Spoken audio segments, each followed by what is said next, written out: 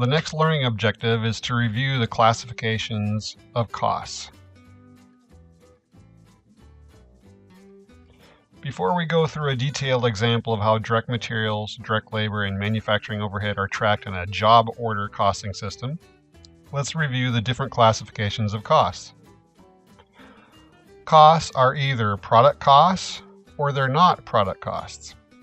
A product cost is all of the cost associated with either obtaining merchandise products or building your own product. For a guitar manufacturer, it includes the wood, strings, and glue to build a guitar, as well as the people who actually build the guitars, the supervisor who oversees the building of the guitars in the factory janitor, and the bills associated with the factory, such as factory utilities, factory equipment depreciation expense, and factory rent expense. Costs that are not associated with a product are simply called period costs and are expensed in the period in which they are incurred. For a guitar manufacturer, that would include the accountant's salary, the salespeople's salaries, the store utility bill, depreciation expense on the store's equipment, such as the display cases, etc. A cost is often traced to a cost object. This is anything for which managers want a separate measurement of costs. For example, a product, a department, a sales territory, or activity. In our examples, the cost object is the guitar for the guitar manufacturer, or batches of lemonade for Linda Lou's lemonade stand, or the automobile for an automobile manufacturer. But costs could also be traced to different departments, different sales territories, or even activities. Now let's talk further about product costs.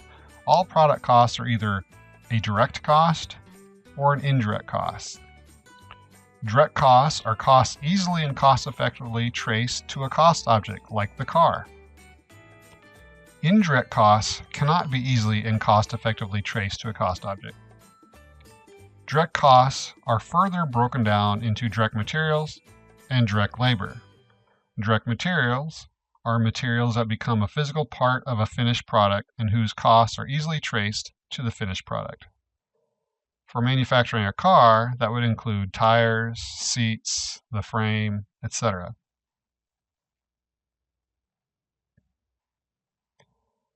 Direct labor is the labor cost of employees who convert raw materials into finished goods. For a car manufacturer, these are the assembly workers, and costs associated with them are their wages and salaries.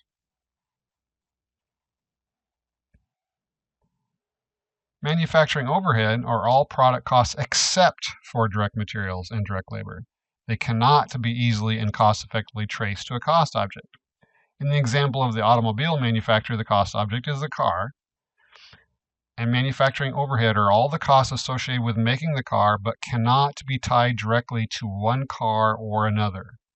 Examples include factory rent, factory depreciation, factory maintenance, factory utilities.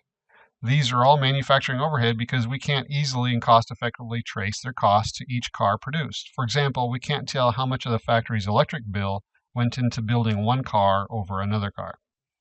An important thing to know about manufacturing overhead is that later we'll take all these overhead costs and allocate or divide them up amongst all the cars we produce to help find the true cost of each car. Usually the longer it takes to make a car, the more overhead costs it gets allocated to it, which would make it more expensive.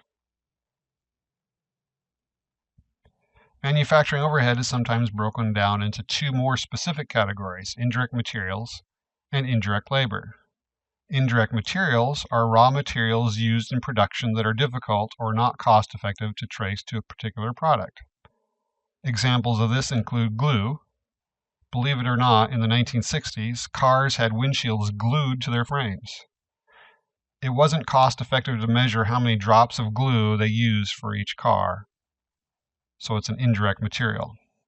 Another example are the hand tools used in the factory to make the cars. A wrench would be used to help make many cars, so it's an indirect material.